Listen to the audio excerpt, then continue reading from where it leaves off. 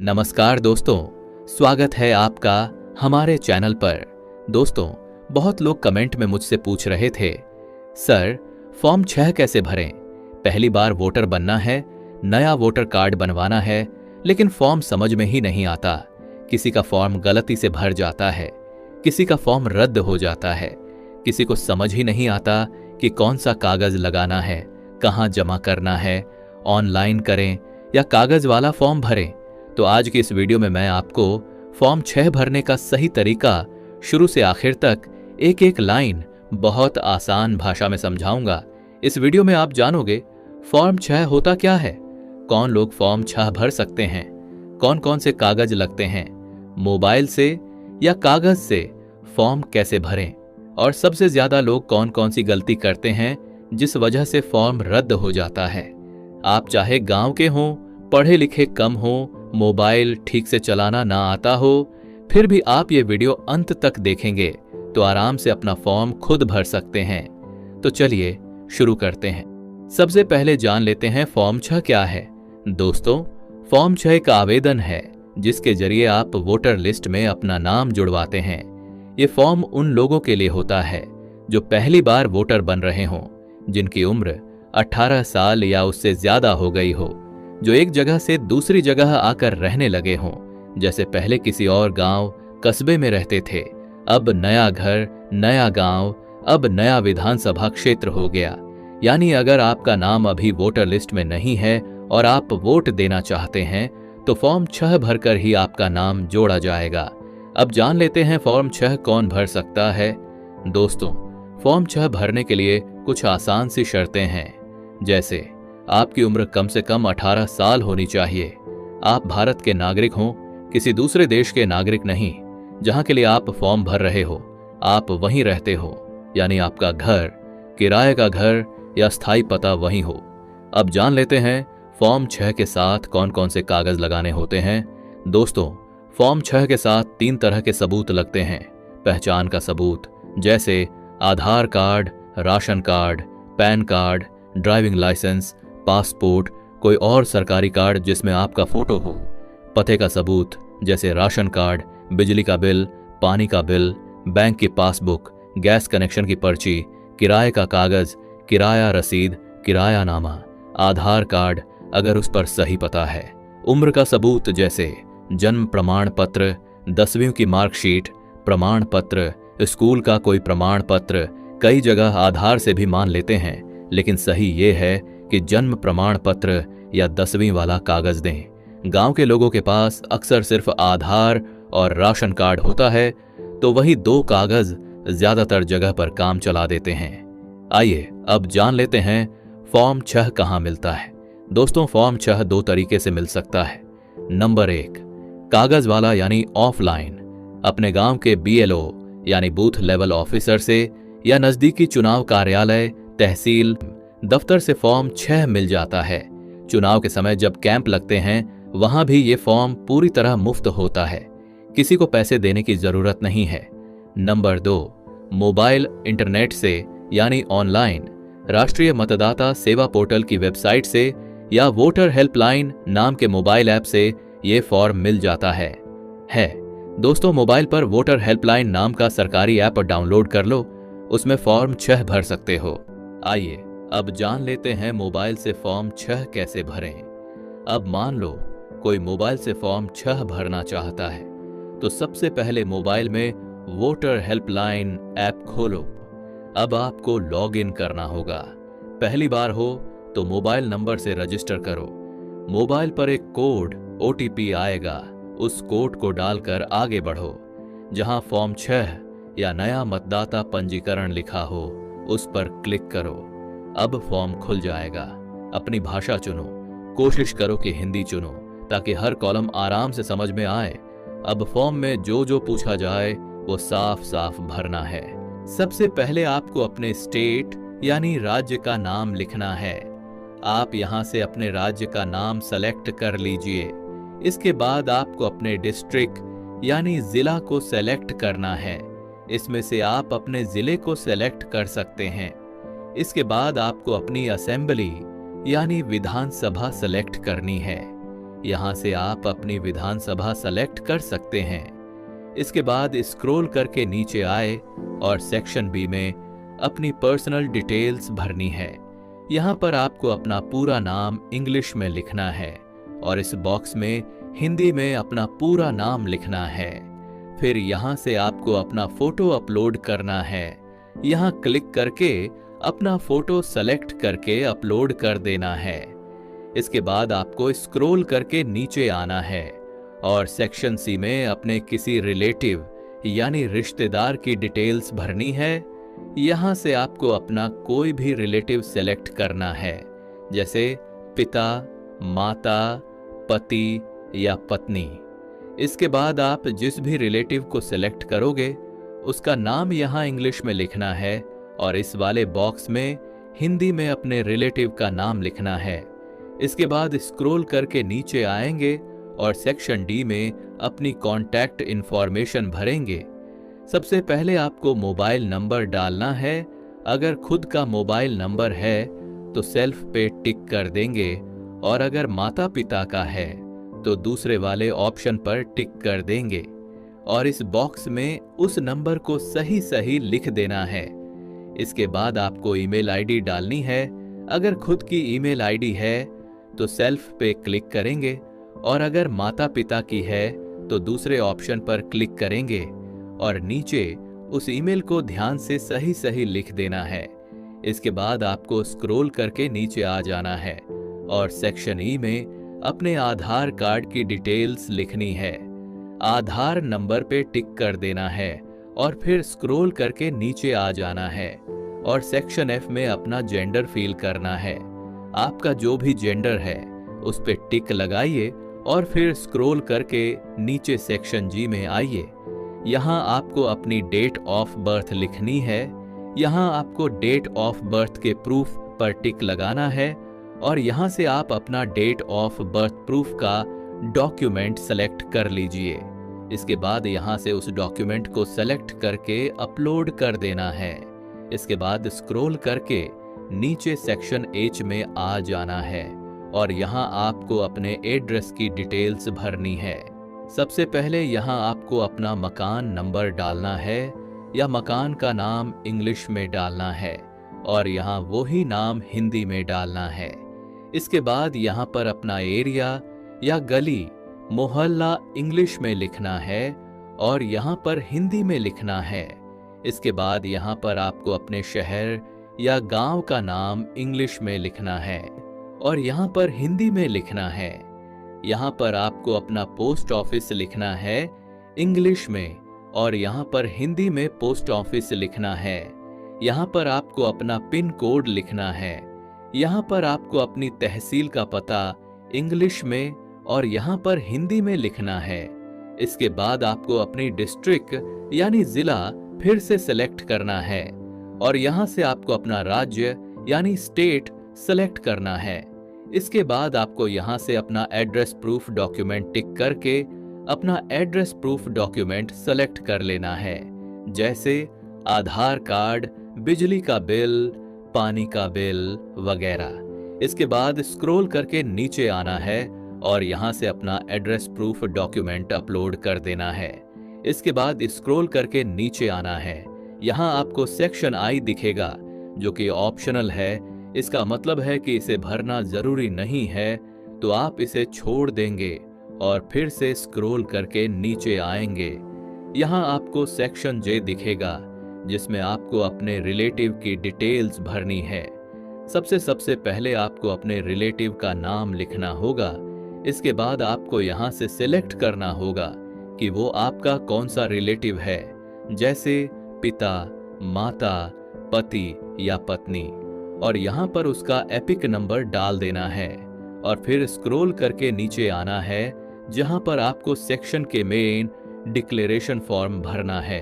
यहाँ कर आपको डिक्लेरेशन देना है कि मैं डिक्लेयर करता हूँ कि मैं भारत का नागरिक हूँ और मैं जन्म से ही निम्न जगह कर निवास करता हूँ। इसमें आपको अपने शहर या गांव का नाम लिखना है। यहाँ से अपना राज्य सेलेक्ट करना है, यहाँ से अपना जिला सेलेक्ट कर लेना है और यहाँ वो डेट डालनी है जब से आप इस जगह पर रह रहे हैं, जैसे बर्थ डेट।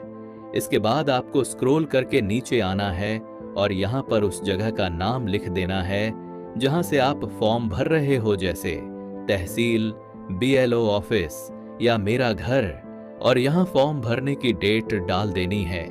इसके बाद स्क्रॉल करके नीचे आना है। यहाँ पर आपको एक कैप्चा दिखेगा, उसे भर के फॉर्म को यहाँ सबमिट के और ऑप्शन पर क्लिक करके सबमिट कर देना है। इसके बाद आपको एक एनरोलमेंट नंबर मिलेगा, उसे संभाल के रखना है, क्योंकि उससे ही आप अपने फॉर्म का स्टेटस चेक कर पाओगे।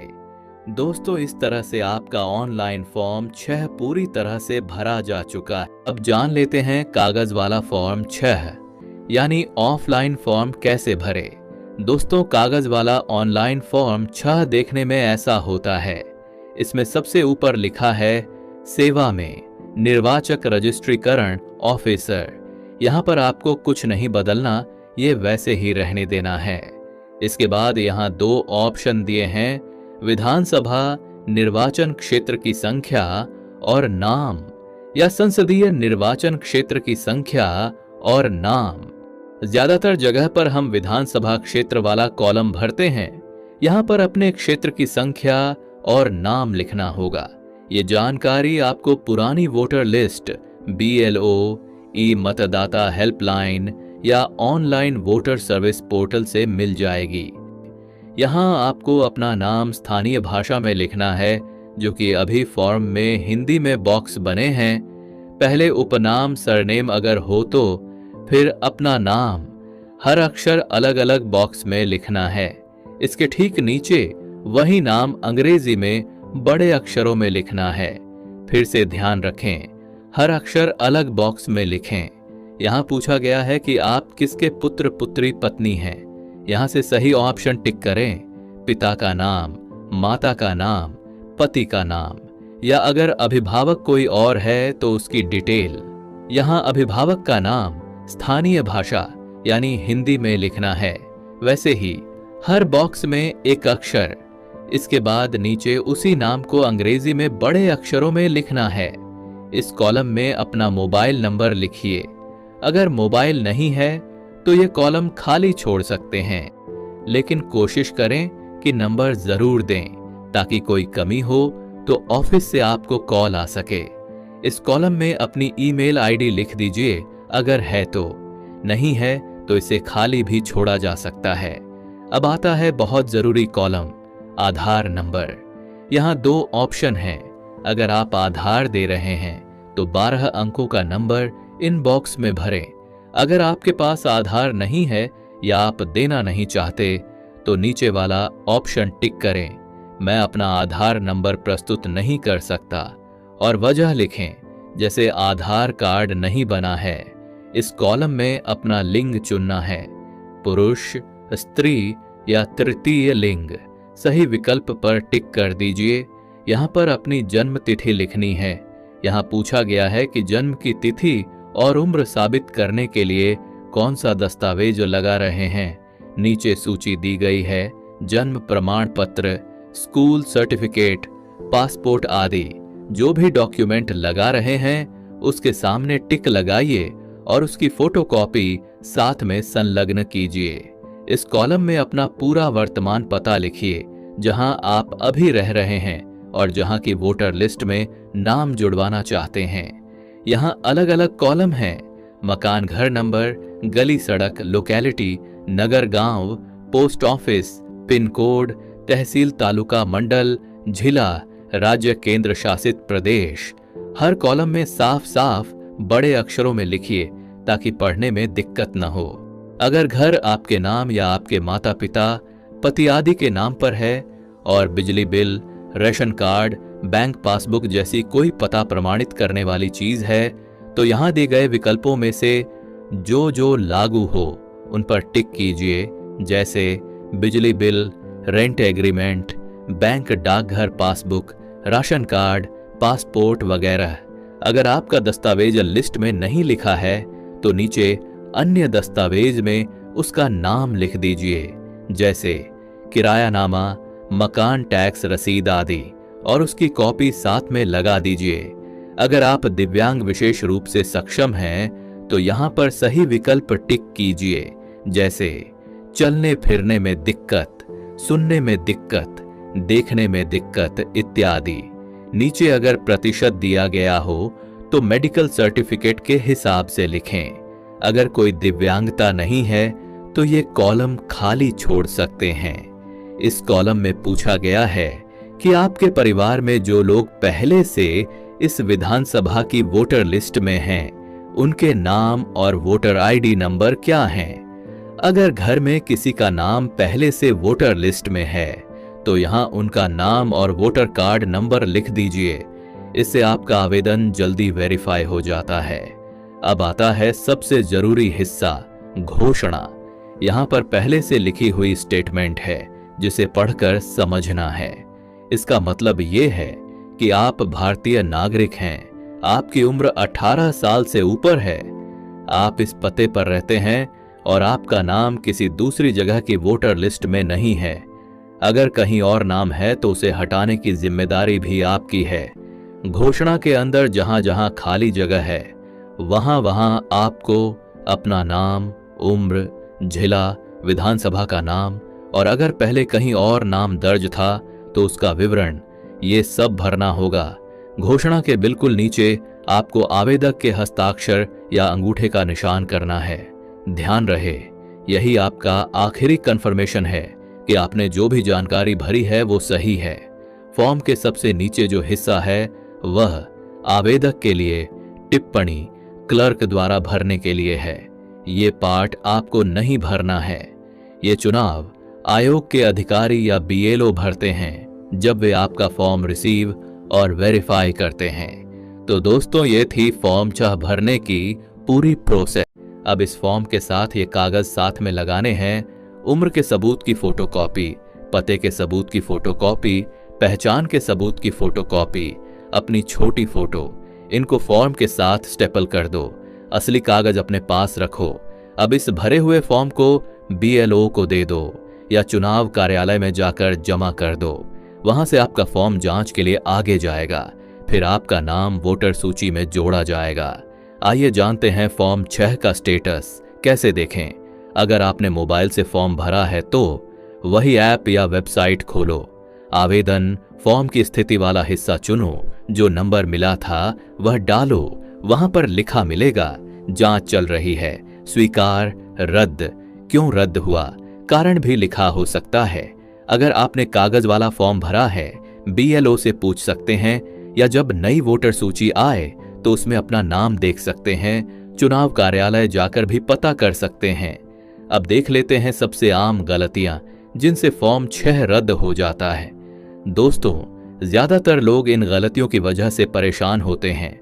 नाम की गलत स्पेलिंग, सचिन को सचिन, इरफान को इरफान कर देना, आधार से अलग लिख दिया, बाद में दिक्कत होती है।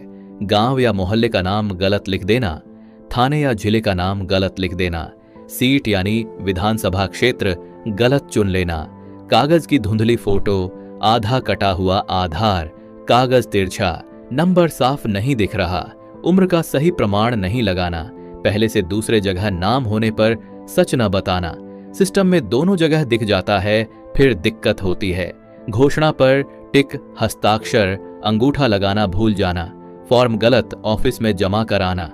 अगर आप ये 7 गलती नहीं करते तो ज्यादातर बार आपका फॉर्म आराम से मंजूर हो जाता है। अब जान लेते हैं फॉर्म 6 मंजूर होने के बाद क्या होता है। जब आपका फॉर्म 6 मंजूर हो जाता है तब आपका नाम वोटर सूची में जुड़ जाता है। आप उस सूची में अपना नाम देख सकते हैं। कई जगह घर पर छोटी पर्ची भी भेज देते हैं। बाद में आपको वोटर कार्ड भी मिल जाता है। मगर ध्यान रखो, असली बात कार्ड नहीं, असली बात सूची में नाम होना है। नाम अगर सूची में है तो आप वोट दे सकते हैं, चाहे कार्ड अभी हाथ में हो या ना हो। दोस्तों, हम सब शिकायत करते हैं, सड़क नहीं बनी, बिजली नहीं आती, सरकारी काम नहीं होते, लेकिन जब वोट देने की बारी आती है तो बहुत लोगों का नाम ही वोटर सूची में नहीं होता या वो खुद फॉर्म भरने में आनाकानी करते हैं। मैं आपसे दिल से गुजारिश करता हूं, अगर आपकी उम्र 18 साल से ऊपर हो चुकी है तो अपना फॉर्म 6 जरूर भरिए। अपने घर के नौजवान लड़के लड़कियों का भी फॉर्म भरवाइए, अपने गांव, अपने समाज, अपने मुल्क के लिए। ये आपका सबसे बड़ा हक भी है और जिम्मेदारी भी। अगर आपको फॉर्म 6 और नया वोटर कार्ड के बारे में ये वीडियो जरा सी भी मददगार लगा हो तो कृपया वीडियो को लाइक कीजिए, अपने गांव मोहल्ले के व्हाट्सएप ग्रुप में शेयर कीजिए, ताकि जिनका नाम अभी तक वोटर सूची में नहीं है उन्हें भी मदद मिले। और अगर आप चाहते हैं कि मैं फॉर्म 8 यानी गलत नाम या गलत पता ठीक करने वाले फॉर्म पर भी ऐसी ही आसान भाषा में अलग अलग वीडियो बनाऊं तो नीचे कमेंट में जरूर लिखें। सर, फॉर्म 8 पर भी वीडियो बनाइए। चैनल पर नए हैं तो चैनल को सब्सक्राइब कर लीजिए, घंटी वाला बटन दबा दीजिए ताकि अगली कानूनी जानकारी सबसे पहले आप तक पहुंचे। मिलते हैं अगली वीडियो में, तब तक के लिए जागरूक बनिए, जानकार बनिए। धन्यवाद।